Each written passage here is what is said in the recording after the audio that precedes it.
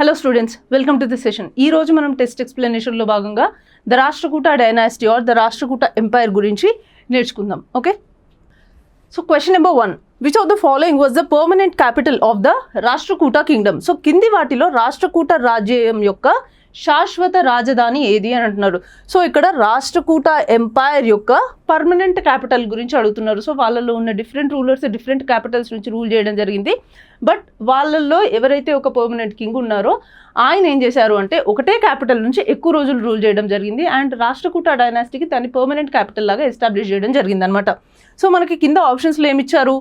Dhanyakatakam, Ujjain, మాన్యకేట్ and Devagiri. So మనకి ఇక్కడ correct answer వచ్చేసి మాన్యకేటం ఆర్ దీన్ని మాల్కేడ్ అని కూడా పిలుస్తారనమాట.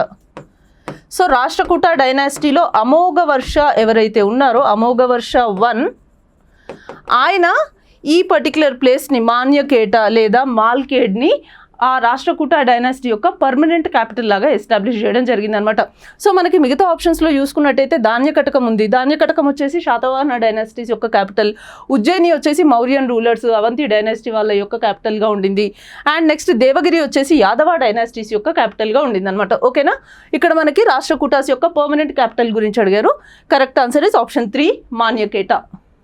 Next question number 2, match the following. So ఇక్కడ కింద మనకి స్కాలర్స్ మరియు పోయిట్స్ గురించి ఇవ్వడం జరిగింది. వాళ్ళని మ్యాచ్ చేయండి అని చెప్పేసి ఇక్కడ మనకి క్వశ్చన్ అనమాట. ఓకే, సో మనకి ఇక్కడ స్కాలర్స్ అండ్ పోయిట్స్ ఎవరిచ్చారు అండ్ వాళ్ళు చేసిన లిటరరీ వర్క్స్ అంటే వాళ్ళ రచనల గురించి ఏమి ఇచ్చారు అంటే ఆప్షన్ 1లో మనకి ఏముంది? మహావీరాచార్య, ఈయనని గణితాయన వీరాచార్య అని కూడా పిలుస్తారనమాట. సో సింపుల్గా మహావీరాచార్య అని చూద్దాం. మహావీరాచార్య గారు చేసిన రచనలు ఏంటో ఒకసారి చూద్దాం. ఇక్కడ మనకు ఆప్షన్స్లో ఏమున్నాయి? గణిత సార సంగ్రహ, అమోఘ వృత్తి, శాంతి పురాణ అండ్ అజిత పురాణ లేదా గదా యుద్ధం. సో మహావీరాచార్య చేసిన రచనలలో ఒకటి గణితాసార సంగ్రహ 1 అనమాట. నెక్స్ట్ శకటాయన. సో ఈయనని శకటాయన అని పిలవచ్చు, లేకపోతే సత్తాయన అని కూడా కొన్ని టెక్స్ట్లలో మెన్షన్ చేసి ఉంటారనమాట. సో శకటాయన రాసిన బుక్ ఏది? అమోఘ వృత్తి. Next Ponna. So Ponna is a court poet అనమాట. సో ఈయన రాసిన మెయిన్ బుక్ ఏంటి అంటే శాంతి పురాణ. అండ్ నెక్స్ట్ వచ్చేసి రన్న ఆర్ రన్నడు అని కూడా పిలుస్తారు. సో రన్న చేసిన లిటరరీ వర్క్ వచ్చేసి అజిత పురాణం మరియు గదా యుద్ధం. సో ఇక్కడ మనకి ఆప్షన్స్లో కరెక్ట్గా మ్యాచ్ చేసుకున్నట్టయితే సెకండ్ ఆప్షన్లో ఉన్న A1, B2, C3, D4 అనేది right answer. Next question number 3, who among the following was the founder of the Rashtrakuta dynasty? So Rashtrakuta రాజ్యం ఏదైతే ఉందో దాన్ని స్థాపించిన వాళ్ళు ఎవరు అనేది మనకి ఇక్కడ క్వశ్చన్ అనమాట. కింది వారిలో రాష్ట్రకూట సామ్రాజ్యం యొక్క వంశ స్థాపకుడు ఎవరు అనేది మనకి క్వశ్చన్. ఆప్షన్స్లో ఏమి ఇచ్చారు మనకి? ఇంద్రావన్, కృష్ణవన్, దంతిదుర్గ అండ్ గోవిందవన్. సో ఈ 4లలో ఈ రాష్ట్రకూట ఎంపైర్ ఏదైతే ఉందో రాష్ట్రకూట డైనాసిటీ ఏదైతే ఉందో దాన్ని ఎస్టాబ్లిష్ చేసిన వారు ఎవరు అని అంటే మనకి కరెక్ట్ ఆన్సర్ వచ్చేసి ఆప్షన్ 3లో ఉన్న దంతిదుర్గుడు.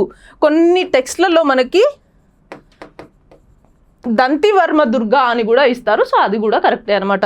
సో దంతిదుర్గుడు రాష్ట్రకూట డైనాసిటీని ఎస్టాబ్లిష్ చేయడం జరిగిందనమాట. సో అంటే అఫీషియల్ ఫౌండర్ ఆయన. మిగతా ఆప్షన్స్ చూసుకున్నట్టయితే మనకి ఇంద్రావన్ మరియు గోవిందవన్ ఎవరైతే ఉన్నారో వాళ్ళు దంతిదుర్గుడు కంటే ముందున్న వాళ్ళు, అంటే రాష్ట్రకూట లీనియేజ్ ఏదైతే ఉందో దానికి యాన్సిస్టర్స్ లాంటి వాళ్ళు అనమాట వాళ్ళు. సో వీళ్ళిద్దరూ రాష్ట్రకూట డైనాసిటీని ఎస్టాబ్లిష్ చేసిన వాళ్ళు కాదు. అండ్ కృష్ణవన్ చూసుకున్నట్టయితే కృష్ణవన్ దంతిదుర్గ తర్వాత వచ్చిన రూలర్. ఓకేనా, సో ఇక్కడ మనకి ఫౌండర్ గురించి అడుగుతున్నారు కాబట్టి కరెక్ట్ ఆన్సర్ వచ్చేసి ఆప్షన్ 3లో ఉన్న దంతిదుర్గుడు. Next question number 4, which of the following statements accurately describes the significance of the Elichpur modern day Achalpur in the context of the Rashtrakuta dynasty? Rashtrakuta రాజవంశం సందర్భంలో ఎలిచ్పూర్ లేదా నేటి ప్రజెంట్ డే అచల్పూర్ అనే ప్లేస్ ఏదైతే ఉందో దాని యొక్క ప్రాముఖ్యతను వివరించే వాక్యం ఏది మనకి కింద అని చెప్పేసి ఇక్కడ క్వశ్చన్ అడుగుతున్నారు. అంటే సింపుల్గా చెప్పాలంటే రాష్ట్రకూట డైనాసిటీకి ఎలిచ్పూర్ అనే ప్లేస్కి ఏంటి అసోసియేషన్ ఆర్ లింక్ ఏంటి అనేది ఇక్కడ క్వశ్చన్ అనమాట. మనకు ఆప్షన్స్ చూసుకున్నట్టయితే ఆప్షన్ 1లో ఏమి ఇచ్చారు? It served as ancestral home and early power center from which the Rashtrakutas operated as feudatories before establishing their independent empire. So రాష్ట్రకూటులు తమ స్వతంత్ర సామ్రాజ్యాన్ని స్థాపించడానికి ముందు సామంతులుగా ఉంటూ పాలన సాగించిన వారి పూర్వీకుల యొక్క నివాసం మరియు వారి యొక్క ప్రారంభ అధికారిక కేంద్రం ఇది అని చెప్పేసి అంటున్నారు. ఆప్షన్ 2లో ఏమి ఇచ్చారు, it served as the final capital of the Rashtrakuta empire before its collapse in 1973 CE. ఇది క్రీస్తు శకం 973లో రాష్ట్రకూట సామ్రాజ్య పతనం కావడానికి ముందు వారి చివరి రాజధానిగా ఉంది అని అంటున్నారు. ఆప్షన్ 3లో ఏమి ఇచ్చారు, it was a location wear the famous monolithic Kailasa temple was constructed by king Krishna I. మొదటి కృష్ణుడు ప్రసిద్ధ ఏకశిలా కైలాసనాథ దేవాలయాన్ని నిర్మించిన ప్రదేశం ఎలిచ్పూర్ అని చెప్పి అంటున్నారు. 4th ఏమి ఇచ్చారు, it was a primary port city used by the Rashtrakutas to facilitate maritime trade with the Abbasid caliphate. So Abbasid ఖలీఫేట్తో సముద్ర వాణిజ్యాన్ని నిర్వహించడానికి రాష్ట్రకూటులు ఉపయోగించిన ప్రధాన రేవు నగరం ఇది అని అంటున్నారు. ఎలిచ్పూర్ అనేది అసలు పోర్ట్ సిటీ కాదు, అది ఒక ఇన్లాండ్ రీజన్ అనమాట. సో ఆప్షన్ 4ని ఎలిమినేట్ చేయొచ్చు. అండ్ ఆప్షన్ 3లో చూసుకున్నట్టయితే మనకి ఇక్కడ Kailasanath temple Krishna I construct చేసిన కైలాసనాథ్ టెంపుల్ గురించి అడుగుతున్నాడు. ఈ కైలాసనాథ్ టెంపుల్ ఏదైతే ఉందో అది ఎలిచ్పూర్లో లేదు, ఎల్లోరాలో ఉంది. ఓకే, సో ఈ ఆప్షన్ని, థర్డ్ ఆప్షన్ని కూడా మనం ఎలిమినేట్ చేసేయచ్చు. సెకండ్ ఆప్షన్లో ఏముంది, it served as a final capital of the Rashtrakuta empire. So రాష్ట్రకూటుల సామ్రాజ్యం ఏదైతే ఉందో దానికి చివరి క్యాపిటల్ లాగా ఎలిచ్పూర్ ఉంది అని అంటున్నారు. కానీ కాదు, రాష్ట్రకూట ఎంపైర్ డిక్లైన్ అయ్యేంత వరకు కూడా వాళ్ళ యొక్క క్యాపిటల్ వచ్చేసి మాన్యకేట్ మాత్రమే. సో దీన్ని సెకండ్ ఆప్షన్ని కూడా ఎలిమినేట్ చేయొచ్చు. మనకి మిగిలింది ఒకే ఒక్క ఆప్షన్, ఆప్షన్ 1. సో మనకి ఆప్షన్ 1 అనేది కరెక్ట్ అనమాట.